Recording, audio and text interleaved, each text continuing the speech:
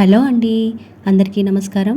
Welcome back to Deepika Raj creative channel. ఈరోజు ఈ వీడియోలో చికెన్ లెగ్ పీస్ ఫ్రైని ఇంట్లోనే ఈజీగా, టేస్టీగా, హైజీనిక్గా ఏ విధంగా తయారు చేసుకోవచ్చో చూసేద్దాం. కేఎఫ్సి స్టైల్ కాకపోయినా హోమ్మేడ్ స్టైల్లో, నా స్టైల్లో చికెన్ లెగ్ పీస్ ఫ్రై ఏ విధంగా తయారు చేసుకోవచ్చో చూసేద్దాం. దానికోసం ముందుగా నేను ఇక్కడ ఒక 10 వరకు చికెన్ లెగ్ పీస్లను తీసుకున్నానండి. ఇక్కడ మీకు కావాల్సిన లెగ్ పీసులు తీసుకొని మిగతా స్పైసెస్ని కూడా అదే ప్రకారంగా పెంచుకోవడం కానీ తగ్గించుకోవడం కానీ చేసుకోవచ్చు.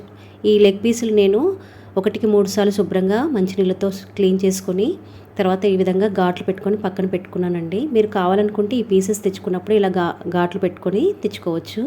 అప్పుడు ఈజీగా ఆయిల్లో ఫ్రై అవుతాయి.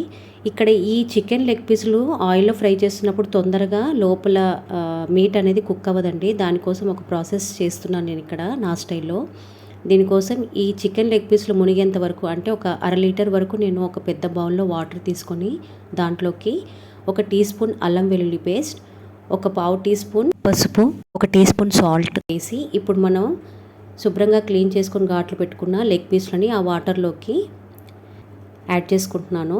ఈ యాడ్ చేసుకున్న వాటర్లోకి కొద్దిగా కరివేపాకు, కొద్దిగా పుదీనా వేసుకున్నాను. ఇది ఈ ముక్కలకి ఫ్లేవర్ రావడం కోసం, నీచు వాసన లేకుండా ఉండడం కోసం వేస్తున్నాను. ఇప్పుడు స్టవ్ ఆన్ చేసి మంటని హై ఫ్లేమ్లోనే ఉంచి మూత పెట్టి ఈ ముక్కల్ని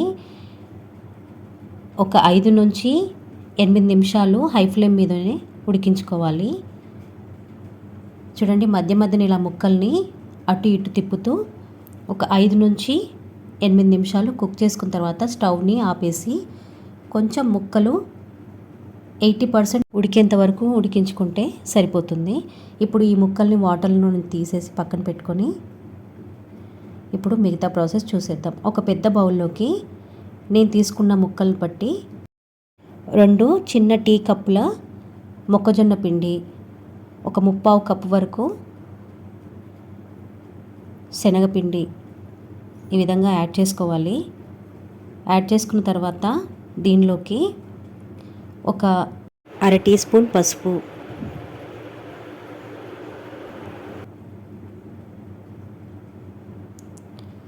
ఒక 2 టీ స్పూన్లు ఫుల్గా కారం ఎక్కువ తినేవాళ్ళు కొద్దిగా ఎక్కువ యాడ్ చేసుకున్నా పర్లేదు. ఇక్కడ నాకు 2 టీ స్పూన్లు సరిపోయింది 10 ముక్కలకి. తర్వాత దీంట్లోకి 1 టీ స్పూన్ అల్లం వెల్లుల్లి పేస్ట్,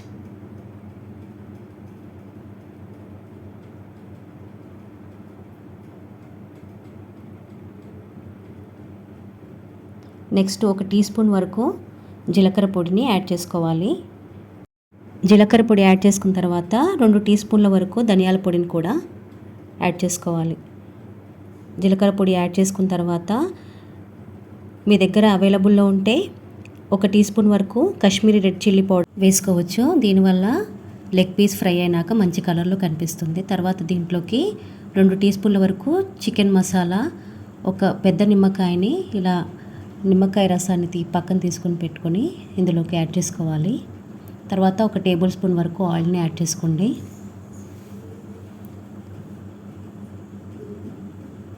ఈ స్పైసెస్ అంతా కూడా యాడ్ చేసినాక దీంట్లోకి రుచికి సరిపడా సాల్ట్ని యాడ్ చేసుకోవాలి. ఇక్కడ నేను 1 టీ స్పూన్ ఫుల్గా సాల్ట్ని యాడ్ చేసుకున్నాను. తర్వాత ఇప్పుడు ఈ పౌడర్ని అంతా కూడా ఒకసారి స్పైసెస్ అన్నీ కూడా చక్కగా పిండిలోకి మిక్స్ అయ్యేటట్టుగా ఇలా చేత్తో మొత్తం కలిపి పెట్టుకున్నాను. దీంట్లోకి నేను ఇక్కడ ఒక 1/2 కప్పు పెరుగుని యాడ్ చేసుకుంటున్నాను బైండింగ్ కోసం.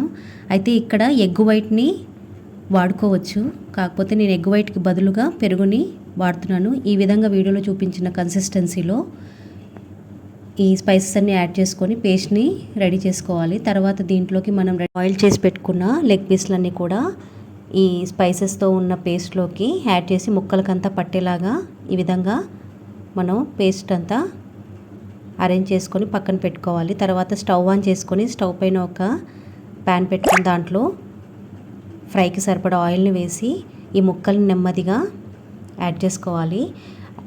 ముక్కల్ని ఆయిల్లో వేసిన వెంటనే కదపకుండా ఇలా వీడియోలో చూపిస్తున్నట్టు గరిటెతో దానిపైన కూడా పైన సైడ్ కూడా కొద్దిగా ఆయిల్ వేస్తూ పైన ఉన్న లేయర్ కూడా కొంచెం గట్టిగా అయ్యేంత వరకు ఫ్రై చేసుకొని తర్వాత ఇంకొక వైపు నెమ్మదిగా టర్న్ చేసుకోవాలి.